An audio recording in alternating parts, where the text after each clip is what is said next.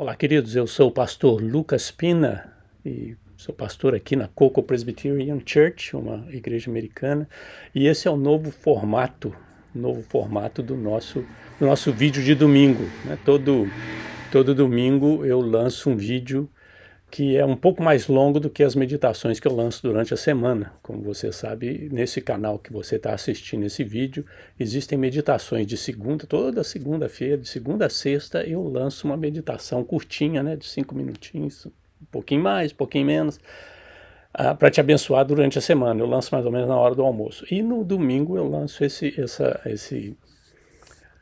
vídeo um pouco mais longo, né, que a gente pode tratar de assuntos um pouquinho com mais tempo. Então esse é o objetivo aqui. O nosso objetivo é te abençoar, te ajudar na tua caminhada cristã. E eu quero te incentivar a se inscrever no nosso canal e a compartilhar esse vídeo com os teus amigos, teus familiares, pessoal da igreja, e ajudar a gente a abençoar outras pessoas. Eu comecei uma série baseada no básico da vida cristã. Eu sei que para alguns de vocês é o leitinho, né? É o leitinho. É o que todo cristão, todo discípulo de Jesus precisa aprender, precisa saber, precisa acreditar. Então e precisa fazer, praticar. Então eu estou lançando esse, né? Eu já lancei um vídeo anterior, já lancei vídeo sobre o momento a sós com Deus, né? A hora tranquila. O anterior foi a respeito da certeza da salvação. E hoje nós vamos falar de um tópico, né? Que você já viu o tema aí, né? E se eu pecar? Né? E se o crente pecar?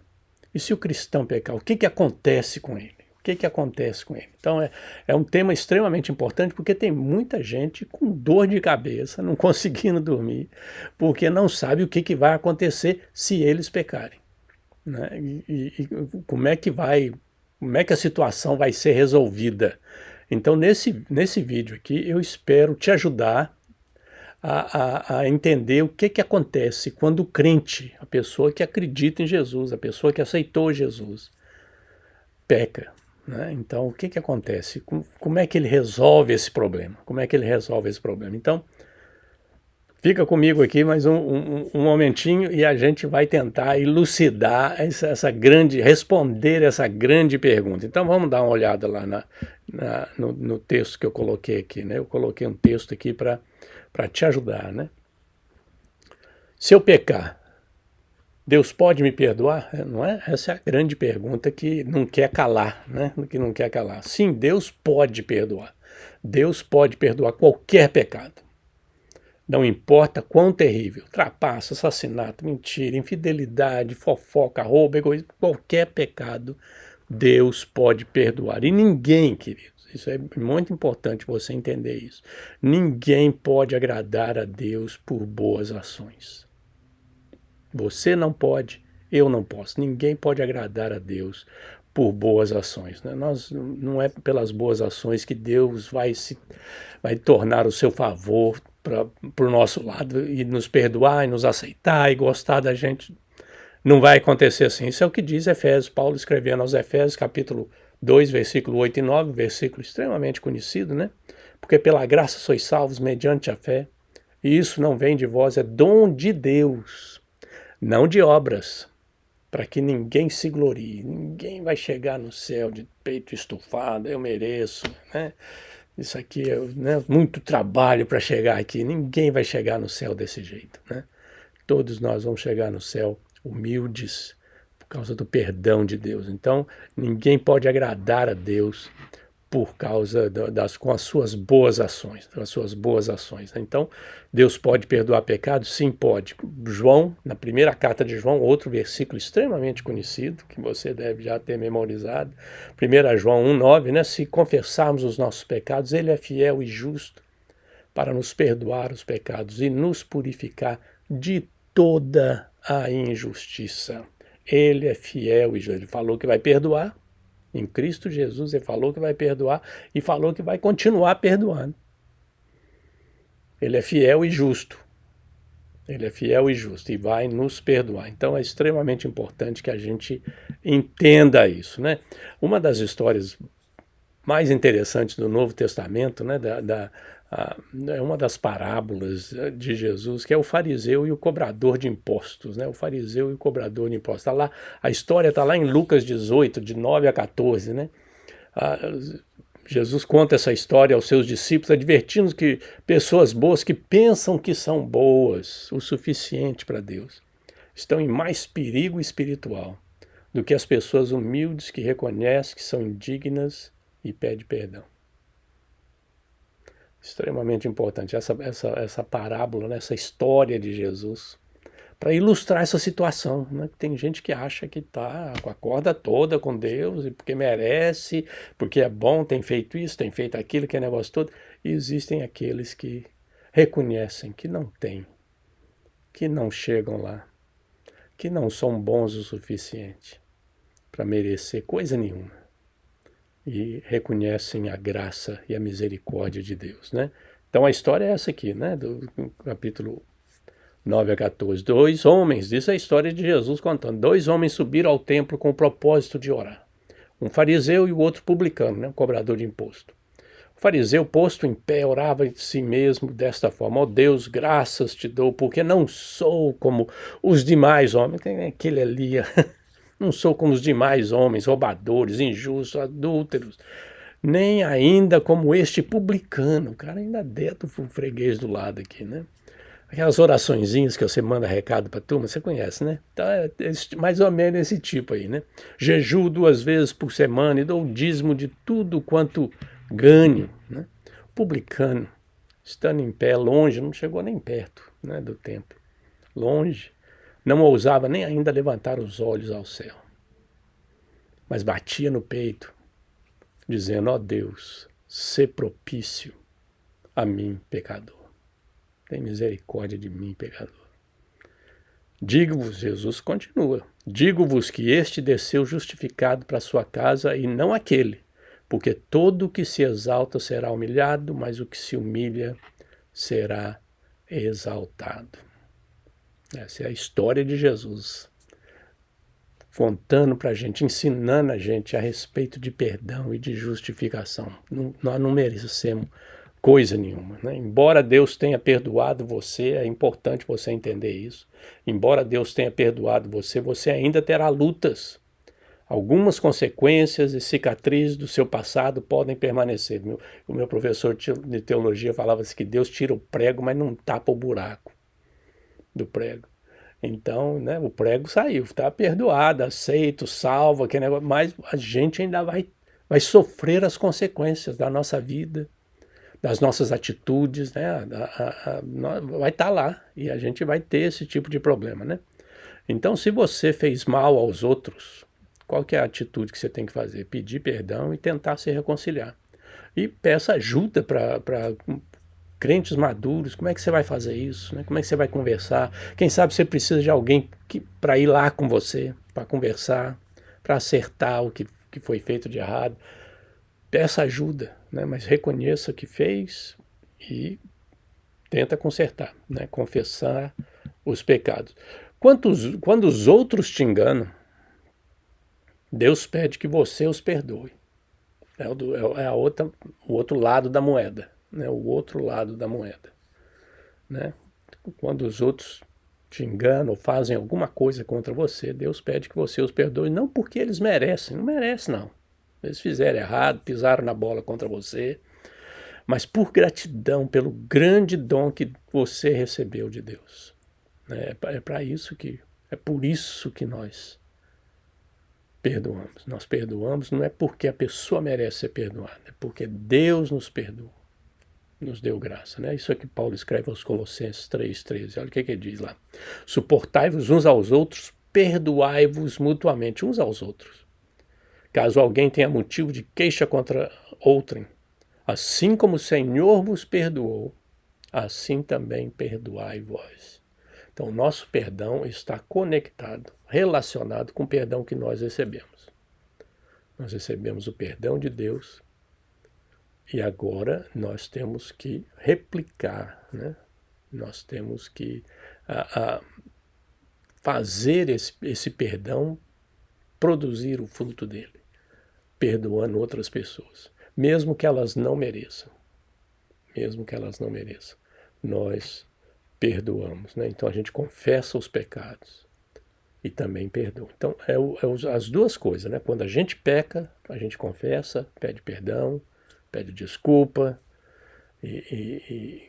para a pessoa, e quando eles pecam, a gente perdoa, Todo seguidor, não se surpreenda com suas lutas. Todo mundo tem luta. Todo seguidor de Jesus tem vulnerabilidades.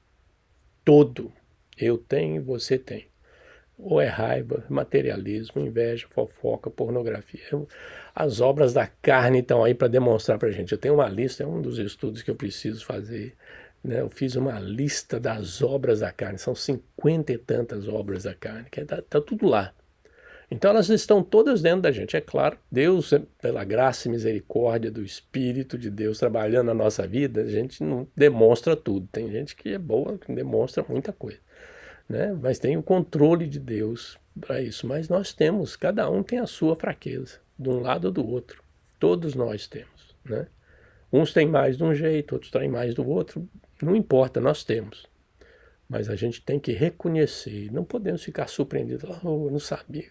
Às vezes a gente se surpreende no sentido de a gente ter uma atitude e a gente não esperar aquela atitude da gente. Gente, eu já estou um crente velho e ainda estou fazendo isso, estou falando isso, estou agindo dessa forma, estou reagindo dessa forma, né? Alguém pega a gente de surpresa, fala alguma coisa, aperta o botão errado e de repente sai uma palavra, sai um pensamento, sai uma ação. A gente fala, gente, eu pensei que isso aí já estava resolvido na minha vida e ainda está aí, né? Ainda faço essas coisas. Então, a gente tem que tomar cuidado. Romanos 3, 23 a 24, Paulo diz assim, todos pecaram, todos. Não se surpreenda, todo mundo tem luta. Todos pecaram e carecem da glória de Deus, sendo justificados gratuitamente por sua graça mediante a redenção que há em Cristo Jesus. Redenção está lá, nós somos salvos, queridos. Ninguém vai perder a salvação, não. Mas ainda temos fraquezas, temos lutas, temos dificuldades. E a gente tem que entender isso. Todos têm. Todos têm. Você olha para a pessoa, é uma pessoa santa, boa, mas só ela sabe o que ela está passando. E é importante a gente entender isso, que todos nós vamos ter lutas, problemas, dificuldades, né? Antes de aceitar Jesus, é muito difícil resistir à tentação. Então as tentações antes de Jesus não tem quase nenhuma resistência, muito pouca resistência, né, às tentações. Deus dá graça mesmo antes, né? Mas em Colossenses 1,13, Paulo fala assim, ele nos libertou do império das trevas e nos transportou para o reino do Filho do seu amor. É isso onde a gente estava debaixo do império das trevas. Império significa domínio. A gente fazia o que eles mandavam, o que as trevas mandavam, o controle da nossa vida. E é por isso que resistir à tentação era muito difícil, muito difícil. A boa notícia é que uma vez que você decidiu seguir Jesus, que você aceitou Jesus, que você crê em Jesus, você vai possuir o desejo de agradar a Deus diariamente. Deus continuará a ajudá-lo a resistir à tentação. Então esse é um processo na nossa vida. Vamos ter tentação? Vamos. Todos nós vamos ser tentados. Jesus foi tentado. Todos nós vamos ser tentados, mas Deus vai estar presente e vai nos ajudar a resistir à tentação. Olha o que Paulo fala em Romanos capítulo 7, versículo 25. Graças a Deus que me livra por meio de Jesus Cristo, nosso Senhor. Essa é a tradução, eu fiz a tradução da versão em inglês, que eu achei melhor do que a versão que eu tenho, pelo menos, em português, que é a NIV, né? a New International Version. Graças a Deus que me livra, é Deus que nos livra, né, das tentações, é Deus que nos ajuda, né? Os crentes ainda lutarão contra a tentação e às vezes cederão a ela. Você tem que entender isso, porque senão você fica bonito. Deus, o tema aqui nosso é assim, Deus pode perdoar o pecado. E se eu pecar, Deus pode perdoar? Pode. Todo crente vai pecar. E perdão está disponível para eles. Nós vamos sofrer lutas, tentações, todos nós vamos enfrentar, né? O crente lutarão contra a tentação, às vezes cederão a ela. E quando você peca, não é o fim do seu relacionamento com Deus.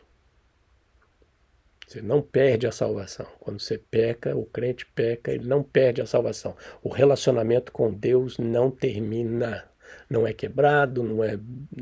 você tem que começar do zero, não. Você confessa a Deus os seus erros e Ele te perdoará. É extremamente importante que você entenda isso. Ache amigos cristãos e apoie uns aos outros. Isso é o que a Bíblia diz para a gente fazer. No Novo Testamento está cheio de versos falando isso, que a gente tem que ajudar um ao outro. Nós estamos numa caminhada não solitária, não é solitária, não estamos sozinhos. Estamos caminhando juntos uns com os outros. E um ajuda o outro. Não importa o que aconteça, Deus promete a você uma maneira de escapar do perigo espiritual. Olha o que Paulo escreve aos Coríntios, capítulo 1 Coríntios 10, 13. Não vos sobreveio tentação que não fosse humana, mas Deus é fiel e não permitirá que sejais tentados além das vossas forças. Pelo contrário, juntamente com a tentação vos proverá livramento, de sorte que a possais suportar. Pega a tua Bíblia, ou no teu telefone, ou no teu tablet, computador, onde você tiver a tua Bíblia, e marca esse versículo aqui. Aliás, esses versículos que eu te dei aqui hoje, marca todos eles. São extremamente importantes. Quando alguma coisa acontecer na tua vida, quando você pecar, você tem que achar um desses versículos aqui. Então marca esses versículos. Paulo está falando aqui é que toda tentação é humana, vem de dentro de nós. Né? A brasa da velha natureza ainda está lá. O que o diabo faz? O diabo só sopra aquela brasa para ver se ela pega fogo. É isso que acontece. Está aqui. Né? Tá aqui. Se alguém soprar, é que Deus é que tem misericórdia da gente. E Deus nos dá, o que Paulo está falando aqui é uma promessa extremamente importante para todo cristão, que Deus é fiel e não permitirá que sejamos tentados além das nossas capacidades. Deus vai nos capacitar, vai nos dar força. E uma brecha, uma saída, um escape daquela situação. Então é isso que você tem que entender e é isso que você tem que saber. E se eu pecar? Se você pecar, o teu relacionamento com Deus não vai ser destruído. Não vai ser destruído. Você tem que saber disso. Você pode ser perdoado, sim, com certeza. Confesse e receba o perdão de Deus para a sua vida. E se alguém pecar contra mim, perdoe. Eu tenho que fazer isso sozinho? Não, você faz isso com alguém, ajuda um ao outro. Né? Tem gente que precisa de ajuda. Olha, eu estou enfrentando problema nessa área. Ore por mim, me ajuda. Como é que a gente faz? Um ajuda o outro. Todos nós, isso nós temos que saber. Todos nós vamos enfrentar lutas e problemas durante a nossa vida cristã. A palavra de Deus já deixou isso bem claro para nós. Então você precisa saber disso. Saber disso. Que tentações virão. E algumas vezes nós vamos ceder à tentação. Temos que, como diz a música, né? Levantar, sacudir a poeira e dar a volta por cima. Temos que fazer isso. É um processo na nossa vida. E nós temos que entender isso. Então, se você pecar, você não perde a salvação. O teu relacionamento com Deus não é destruído. Perdão está disponível para você por causa da graça e da misericórdia de Deus, que é imensa para todos nós. Eu espero que esse estudo tenha te ajudado. na tua caminhada com Jesus. Vamos orar a Deus? Pai, nós te agradecemos pelo perdão que há em Cristo Jesus e pedimos que o Senhor continue a nos ajudar, caminhando conosco, nos capacitando, nos habilitando a viver uma vida mais perto de Ti, mais santa. Dá graça para a gente, Senhor. Quando falharmos, quando pecarmos, nos desviarmos, dá graça para a gente, Senhor. Para voltar, para pedir perdão, para reconciliar. Não só contigo, mas com irmãos e irmãs. Fica conosco, Senhor. Abençoa essas pessoas que estão nos assistindo. É o que nós te pedimos no nome precioso de Jesus. Amém. Queridos, mais uma vez, muito obrigado por ter vindo. Não se esqueça de se inscrever no nosso canal e não se esqueça que durante a semana nós temos o nosso Pingo de Prosa, que é as meditações na hora do almoço, tá bom? Um grande abraço. Deus te abençoe.